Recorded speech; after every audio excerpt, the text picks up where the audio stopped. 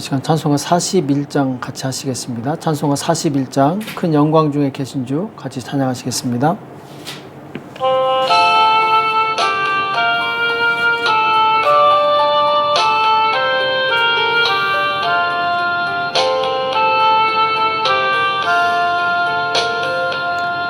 큰 영광 중에 계신 주 나 찬송합니다.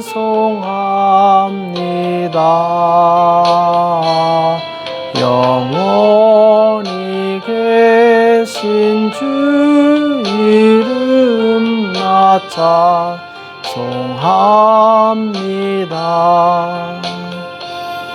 한없이 크신 능력을 나 찬송합니다. 참되고 깊은 그 언약 나 찬송합니다. 온 천지 창조하시던 그 말씀 힘이 있어 영원히 변치 않는 줄 나 믿사옵니다. 그 온유하신 주 음성 날 불러주시고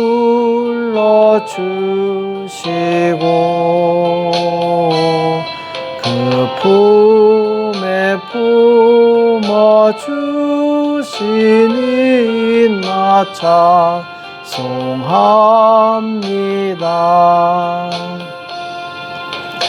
아멘. 이 시간 다 같이 기도하시겠습니다. 살아계신 하나님 아버지, 이 새벽에 저희들을 불러주시고 하나님 앞에 나올 수 있도록 은혜 주심을 감사합니다.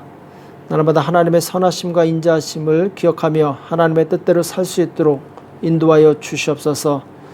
오늘도 우리에게 주시는 말씀을 듣기 원합니다. 주님 우리에게 말씀하여 주시옵시고 깨닫는 은혜가 있도록 도와주시옵소서. 이 시간 주께서 함께해 주실 것을 믿고 감사하며 예수님의 이름으로 간절히 기도합나이다. 아멘.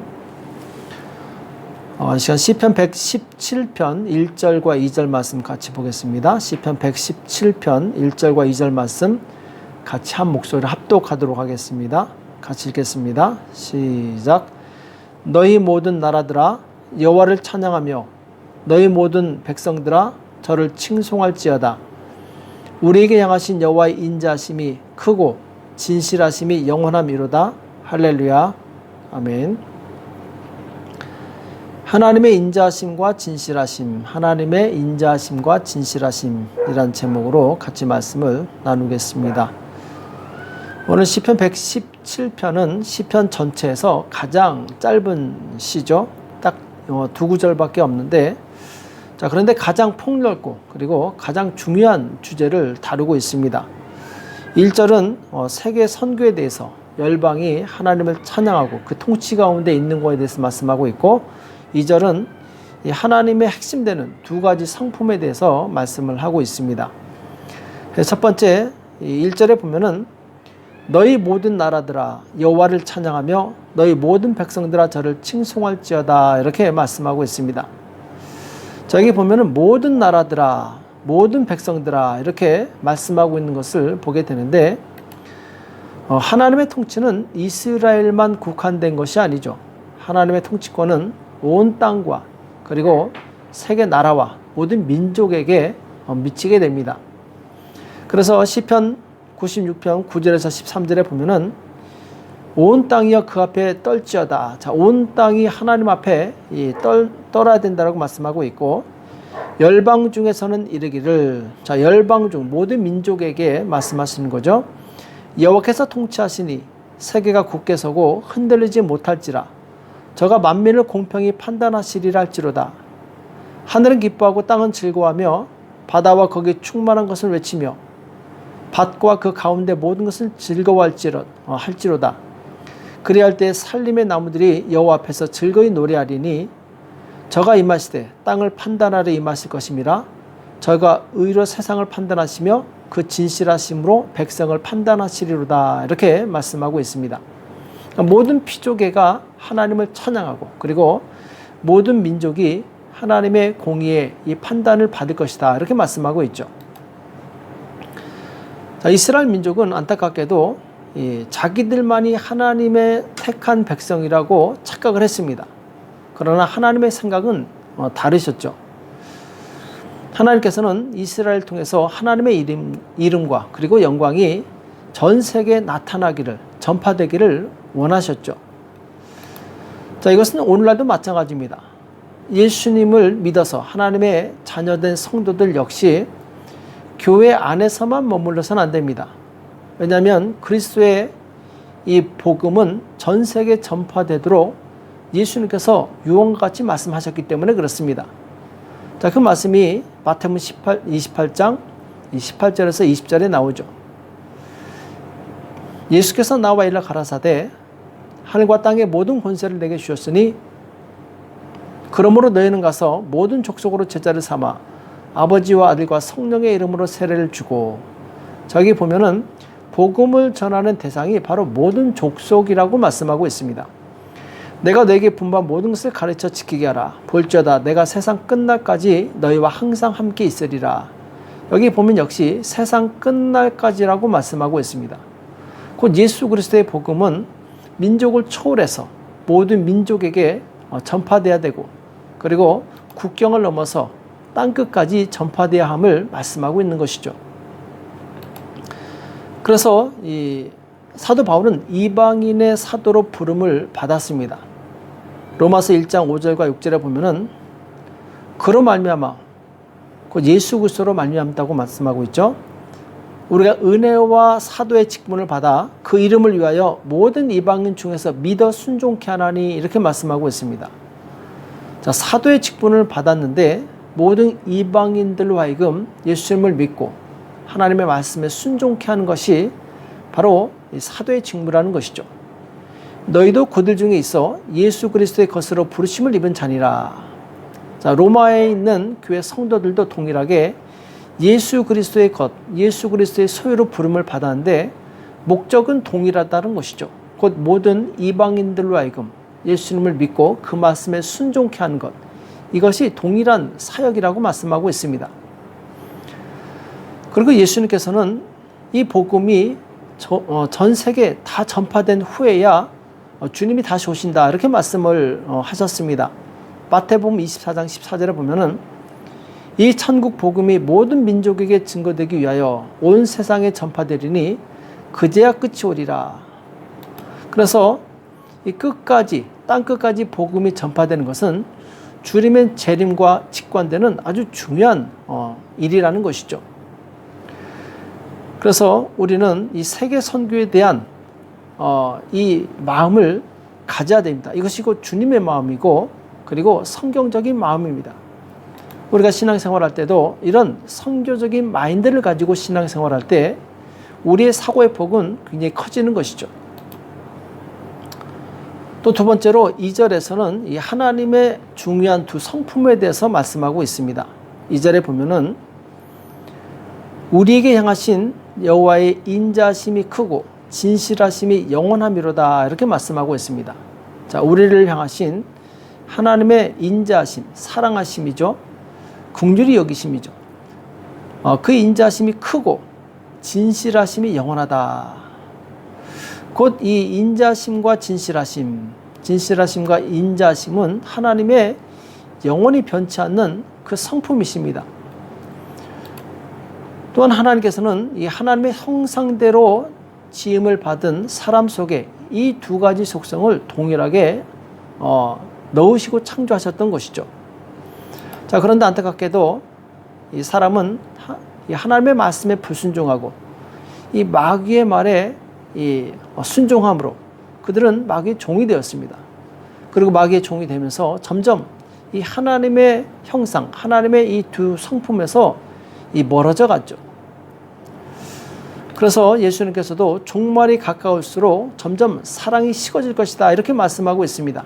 마태복음 24장 12절에 보면은 불법이 성함으로 많은 사람의 사랑이 식어지리라. 그렇습니다. 지금 이 시대가 사랑이 식어지고 있는 시대입니다. 그래도 과거에는 살기는 불편했지만 정이 있었고 사랑이 넘쳤습니다. 근데 지금은 살기는 편해졌지만 사랑은 식어졌습니다. 그래서 문명이 발달하고 선진국이 될수록 잘 되는 것 같지만 행복할 것 같지만 사실 그렇지 않습니다. 왜냐하면 문명 이기주의로 인해서 우리는 정말 하나님께서 우리 안에 주신 이 인자심과 진실하신 이 속성이 점점 소멸되고 있기 때문에 그렇습니다. 또 거짓에 대해서도 이미 율법에서 하나님께서 엄격하게 경고를 하고 있습니다. 출애굽기 20장 16절에 보면은 내 이웃에 대하여 거짓 증거하지 말지니라. 거짓 증거하지 말지니라. 또 레위기 19장 11절에 보면은 너희는 도적질하지 말며 속이지 말며 서로 거짓말하지 말며, 그리고 레위기 19장 12절에서 너희는 내 이름으로 거짓 맹세함으로 내 하나님의 이름을 욕되게 하지 말라. 자, 거짓말하게 되면 하나님의 이름을 욕되게 하는 것이다 이렇게 말씀하고 있죠. 그래서 하나님께서는 이스라엘 백성들에게 참 진실한 백성이 되도록 거짓말하지 않도록 아주 신신당부하신 것을 보게 됩니다. 또 이 시대에도 마찬가지입니다. 자, 마지막에 가까울수록 사람들은 더 거짓되게 됩니다. 진실에서 멀어지게 됩니다. 마가복음 13장 22절에 보면은 거짓 그리스도들과 거짓 선지자들이 일어나서 이적과 기사를 행하여 할 수만 있으면 택하신 백성을 미혹해 하리라. 자, 마지막 때의 특징이 무엇이냐? 거짓된 이 종교 지도자들이 태어난다라는 것이죠. 그리고 이들이 많은 사람을 미혹해 한다고 말씀하고 있습니다. 한마디로 점점 세상은 거짓된 세상으로 바뀌어지고 가고 있고, 그리고 거짓 속에서 무엇이 진실인지 분별하지 못하는 그 세대로 변질되고 있다는 것이죠. 자, 성경에서는 하나님의 인자와 진실, 이것은 결코 분리되지 않는 하나임을 말씀하고 있습니다. 로마서 12장 9절에 보면은 사랑엔 거짓이 없나니 악을 미워하고 선에 속하라. 사랑엔 거짓이 없다 이렇게 말씀하고 있습니다. 곧 인자심과 진실하심, 이것은 반드시 함께 간다라는 것이죠. 어느 하나만 성립되는 것이 아니라고 말씀하고 있습니다. 그래서 요한계시록 14장에 보면은 예수님께 구원받은 14만 4천 명의 성도들이 새 노래를 부르는 내용이 나옵니다.